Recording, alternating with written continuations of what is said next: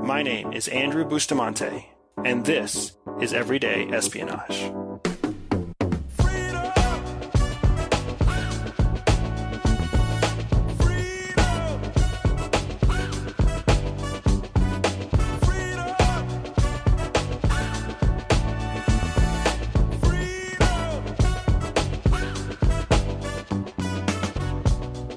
My family and I are spending the summer in New England, and this was a decision, this was an adventure we have been excited for probably about the last 10 years. We've tried to make it up to Massachusetts and New Hampshire and Maine at least 3 times in the last 10 years, and it wasn't until this year that we were finally able to make it all the way here, and it has been absolutely worth every bit of anticipation, every bit of excitement, every bit of waiting.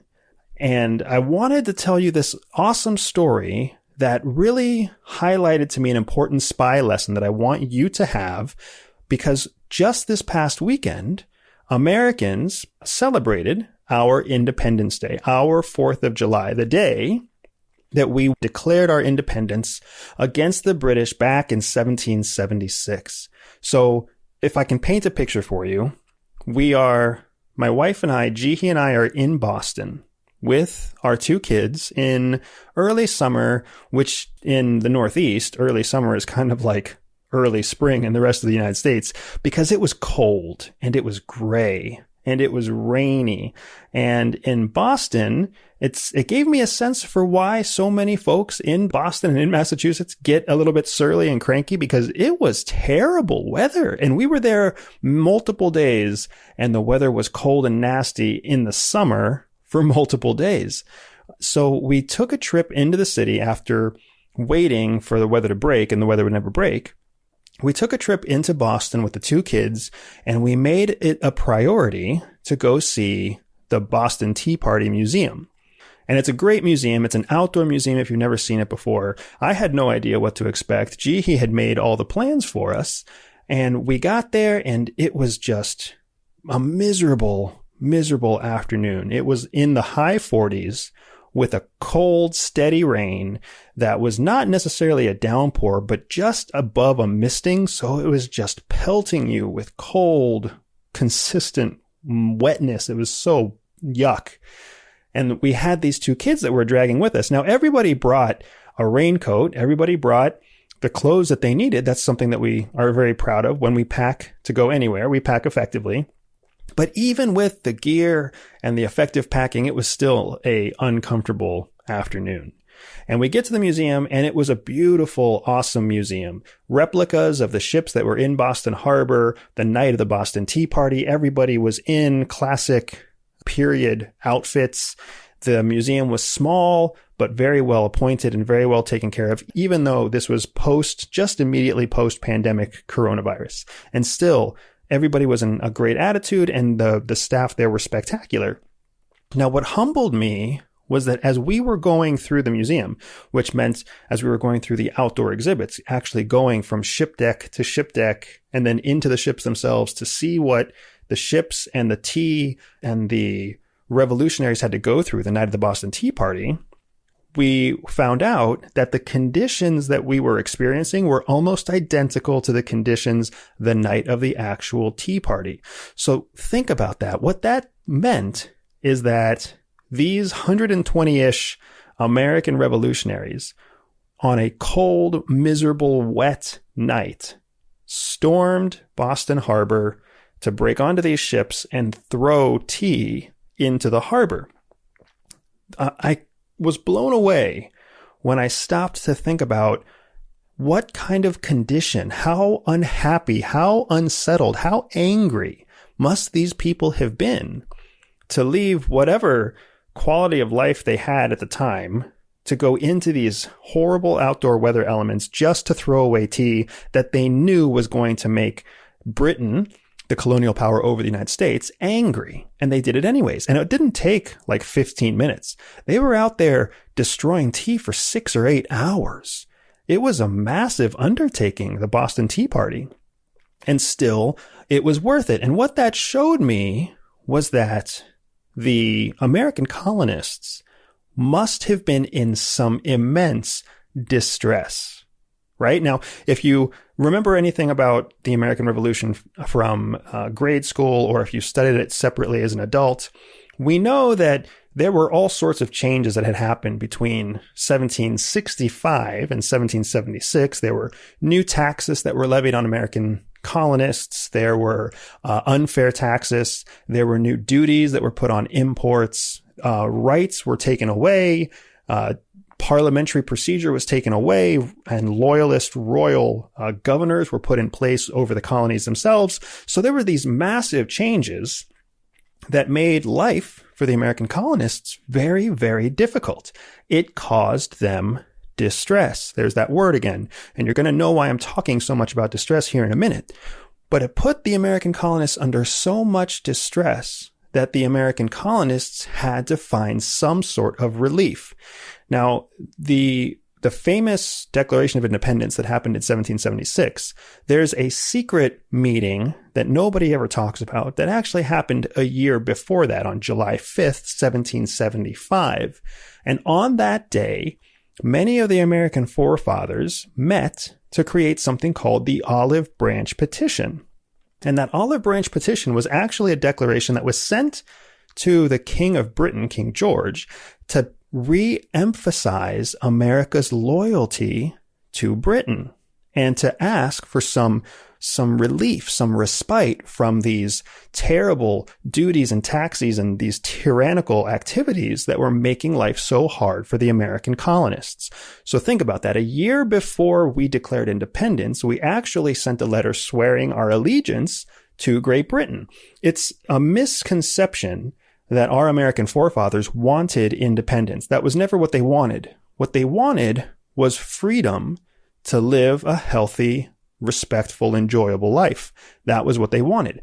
150 years before, the first pilgrims left Britain to come to the United States in search of a new and better life. And here, the colonists, who had, happily been a colony for Great Britain for the last 149 years, they were happy to continue being subject to the crown, British citizens, or recognized British tenants, if Britain would just give them a break, give them some peace of mind, stop taking their money, taxing their tea, taxing their documents, and preventing them from being landowners. Now, what we don't know, or what many history books don't talk about, is that when that Olive Branch Petition was sent to the king got very angry, and he actually chose to dispatch 50,000 British troops to the United States. That was the true straw that broke the camel's back, was when the American colonists found out that not only was the Olive Branch Petition rejected, but that the king was sending troops back to the United States colonies, or the U.S. colonies, the American colonies, to forcibly enforce all of the taxes, all of the duties, and all of the really strict measures that was making life so distressing for the American colonists. Just to give you an idea of what their life looked like back then, the American colonies existed just to provide exports to Britain. That's the reason the colonies existed, to send tobacco and fish and rice and grain and bread from the New World, from New England, to Britain, because Britain had basically run out of land. They had maxed out what they could create in the UK, and now they needed, or in Britain, Great Britain, forgive me for any British folks out there who hear me slaughtering their own history.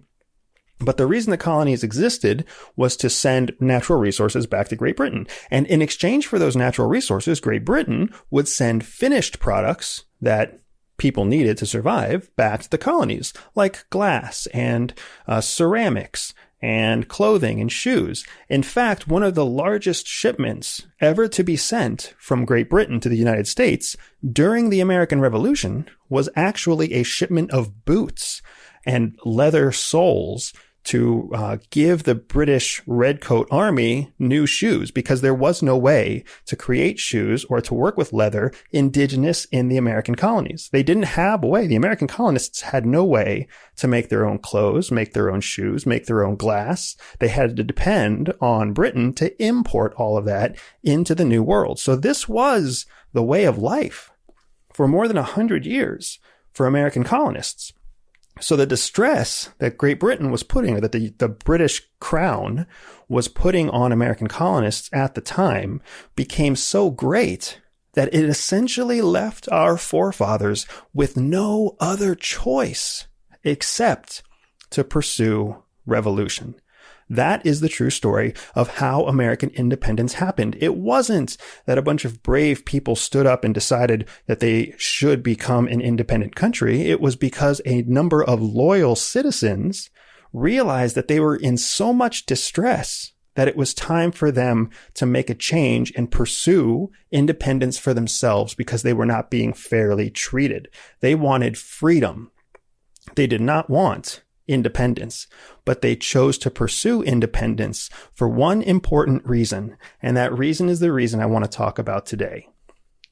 We've talked a lot about distress and the distress that the American colonies were under from the British Crown. Distress is something we all experience. Distress is the negative stress that you have in your life from work, from bills, from not knowing what's going to happen. It's the stress that you get watching the news at night. But on the opposite side of distress, or negative stress, is something called eustress, or positive stress. Now, eustress is something you don't hear about very often. Eustress is the kind of stress that you get whenever you pursue something challenging, something productive, something that helps you grow or mature, something that teaches you a new skill. When you go to the gym and you exercise, you're putting yourself through eustress. When you learn a new musical instrument or a new language, that's eustress. When you spend the night up studying for an exam, that's a form of eustress, not a form of distress. And eustress inspires. Eustress drives and motivates. And eustress is exactly what our American forefathers, the Revolutionary Fathers, needed to create a movement of people willing to fight for their own independence. And that's where the independence movement in the American colonies came from. In an effort to flip all of the American colonial distress into eustress, to flip it from something negative to something positive, from something destructive to something productive, our forefathers created the Declaration of Independence and started an independence movement to fight against the British oppressors and motivate American colonists to take up arms and fight. Now, they couldn't be in many worse circumstances. And that's what made the eustress, what made the independence movement so successful, because things literally could not get worse. There were troops already on the way from Britain. There were no privacy laws, no citizenship laws. There was no way of owning your own property. The British had taken away everything from the American colonists and essentially turned them into forced labor in the New England, in the new territory. So there was no way for things to get worse. So the independence movement was able to suggest that through a fight for your rights and your freedom and the future of your family, that you would have a chance to change the world and make your property, make your land your home. The entire concept of fighting for freedom, fighting for independence, taking what you deserve, all of those concepts are examples of eustress. Positive, productive, challenging, motivating forms of stress. Stress that helps people sleep better at night instead of stress that keeps you up late at night. And that is the true story behind the American Revolution, behind the holiday we just celebrated on July 4th, behind every independence movement around the world. When you are able to flip distress into eustress, amazing things can happen. And that's how the American colonials ended up beating the largest naval and military force in the world to gain their independence against the British. That's the power of eustress. When I was at CIA, eustress became a very important pillar in our training. They wanted to put us through as much eustress as possible. But what was even more valuable than the eustress that came from medical training and driving training, shooting training, and asset management and asset development training, the powerful piece of it all was when they taught us how to convert distress into eustress because they knew that intel officers, field officers were always going to be under distress. You're going to live in cities. You're going to be deployed downrange to uncomfortable, dangerous, horrible places where you're going to get sick and you're going to lose sleep and you're going to be attacked by insects and you're going to be attacked by people. And if you're not careful, the distress of the environment can actually decrease your ability to perform the tasks of a field deployed intelligence officer. So they had to teach us how to flip distress into eustress. And the way that you flipped distress into eustress was by focusing on what you're trying to achieve, not focusing on what you're being subjected to. It's so much easier to stay hidden in the woods, waiting for an asset to show up, even though you're getting bitten by bugs, even though you're soaking wet, even though you're uncomfortable, when you focus on the fact that after that meeting is over, you're going to have the key piece of intelligence that the United States needs to protect itself from some threat. Maybe it's a terrorist threat. Maybe it's a domestic threat. Who knows? But when you focus on the outcome instead of focusing on the situation, you flip that distress into eustress. When you're sitting on alert for weeks or months, waiting for someone to show up who never gets to travel outside of their country, and you're waiting and days turn into weeks and weeks turn into months, and your family is waiting for you, but they don't know where you are, the way that you flip that distress into eustress is by being as productive as you can be with the time that you have. Reading classic books, learning new languages, learning a new musical instrument, getting yourself back in shape. These are all forms of eustress that are productive, that offset the impact, the negative impact of distress. Now, I know in your life, coming out of the corona pandemic, going back to work, finding a job, getting your kids back in school, we're dealing with some of the worst heat waves that America has seen this summer. This is all causing distress. I know that every night that you turn on your TV and watch the headline news, you are experiencing distress because the world has found a way to make a profit off of distress. If you can flip your distress into eustress, if you can turn off the TV and instead open up a history book or open up a language book or open up a travel book and learn something new, get excited for something you're going to do instead of letting yourself get stressed over something that has already happened, then you start taking all of that energy, all of that negativity that would keep you up at night and make you drink 1 or 2 extra glasses of wine or make you eat 1 or 2 extra scoops of ice cream. You take all of that negative energy and you flip it into positive, productive value. Something that motivates you to exercise, motivates you to get up early, motivates you to try something new and maybe even start your own business. Whatever positive, productive energy you have is born from eustress. So I want you to put yourself in positions of eustress and take yourself away from distress. When you can successfully identify what distresses you and you can transform that negative energy into productive energy with eustress, then you're doing what the professionals do in the field. Then you're on the leading edge of what elite operatives do to win against any enemy and any adversary they face against. That is the power of eustress, and that is everyday espionage.